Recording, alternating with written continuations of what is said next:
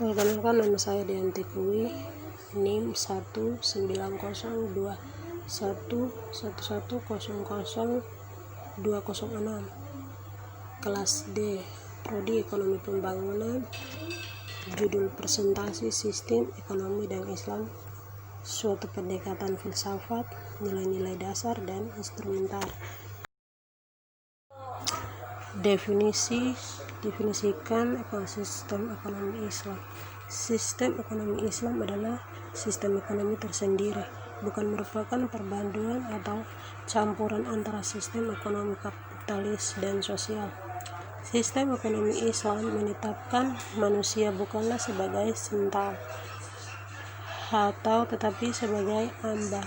Tuhan harus mengabdi dan mengembangkan tugas yang dipercayakan sebagai hamba.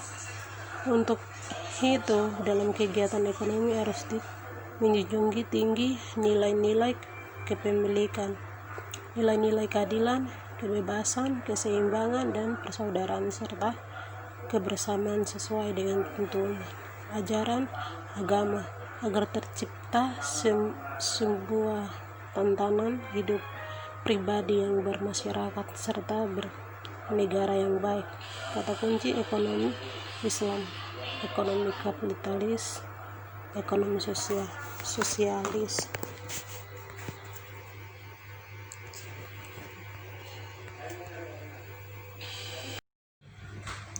Manusia mempunyai banyak kebutuhan. Zaman dahulu ketika rumah tangga masih bersifat tertutup, kebutuhan manusia masih bersifat terbatas dan sederhana, sehingga setiap keluarga menghasilkan sendiri produk-produk yang dibutuhkannya. 1. Untuk itu, agar kemakmuran masyarakat dan individu tetap tercapai, maka munculnya beberapa sistem ekonomi. 2. Abad terdapat dua sistem ekonomi yang dominan yang menjadi kiblat bagi negara-negara di dunia, yaitu sistem ekonomi kapitalisme dan sistem ekonomi sosialisme.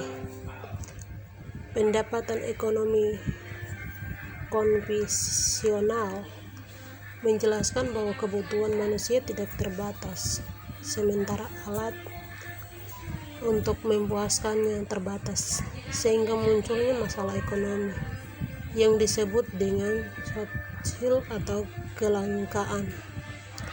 Sedangkan dalam pandangan ekonomi Islam, sebagian pangkal potensi tetap kemampuan manusia untuk menggolanya terbatas, sehingga timbulnya masalah kelangkaan tersebut. Jadi, dalam pandangan ekonomi konvensional, yang terbatas adalah sumber daya, sementara dalam ekonomi Islam yang terbatas adalah kemampuan manusia untuk mengelolanya. Sistem ekonomi Islam. Filsafat ekonomi Islam. Filsafat ekonomi merupakan orientasi dasar dari ilmu ekonomi yang dapat melainkan antara satu agama dengan agama lain atau aliran dengan aliran lain karena kerangkang referensi yang berbeda. Misalnya, orang-orang yang menganut filsafat kapitalisme masih percaya akan adanya Tuhan, tetapi dalam keyakinan Tuhan setelah menciptakan alam dan meletakkan hukum-hukumnya tidak lagi ikut campur dengan urusan alam, termasuk dalam urusan ekonomi manusia. Nilai-nilai dasar sistem ekonomi Islam, aplikasi dan filsafat dan keyakinan di atas tentu akan melahirkan sejumlah nilai dasar yang akan mempengaruhi bentuk dan substansi dari organisasi pemilikan dan tingkah laku dari para pelaku ekonomi itu sendiri. Ada beberapa nilai dasar yang dapat diturunkan dari keyakinan dan pandangan filsafat di atas. Pertama, nilai dasar pemilikan Konsep pemilikan dalam Islam dan tidak sama dengan konsep pemilikan dalam paham liberalisme seperti yang dikemukakan John Locke. Bagi setiap manusia adalah Tuhan serta penguasa penuh atas kepribadian, atas tumbuhannya, dan atas tenaga kerja yang berasal dari tumbuhannya. Nilai dan peranan negara. Nilai instrumental. Yang dimaksudkan dengan nilai instrumental ialah segala sesuatu yang akan menjadi persyaratan bagi pelaksanaan dan terlaksanaan sistem tersebut. Peran negara berbeda dengan sistem ekonomi kapitalisme yang sangat memproduksi. Peran pemerintah dan memberikan kebebasan yang sangat luas kepada para pelaku pasar, dan sistem ekonomi sosialisme yang memproduksi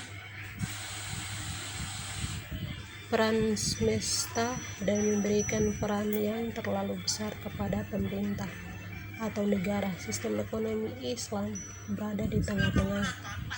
Artinya Islam menghormati mekanisme pasar tetapi juga sekaligus memberikan peran kepada pemerintah untuk mendorong para pelaku ekonomi agar berbuat baik dan mencegah mereka untuk tidak berbuat mungkar. Penutup atau kesimpulan, sistem ekonomi Islam adalah sebuah sistem ekonomi tersendiri, bukan merupakan perpaduan dan atau campuran antara sistem ekonomi kapitalisme dan sosialisme, karena falsafah, nilai-nilai dasar dan nilai-nilai instrumental dari sistem ekonomi Islam sangat berbeda dengan kedua sistem tersebut. Satu, pemerintah kepada orang yang mampu untuk para mustahilah, melangkah praktik dan ekstatis. Dua, memberikan jaminan sosial kepada orang yang berhak menerimanya. Tiga, mendorong terciptanya kerjasama ekonomi yang tidak hanya antara individu dengan individu atau masyarakat dengan masyarakat lain, tetapi juga kerjasama antara negara. 4. Memfungsikan lembaga pemerintah untuk menjadi polisi sehingga sinergi para pelaku pasar akan dapat mewujudkan dan menciptakan kemakmuran, kemenangan, dan keadilan di tengah-tengah masyarakat. Terakhir, sekian dan terima kasih untuk partisipasinya.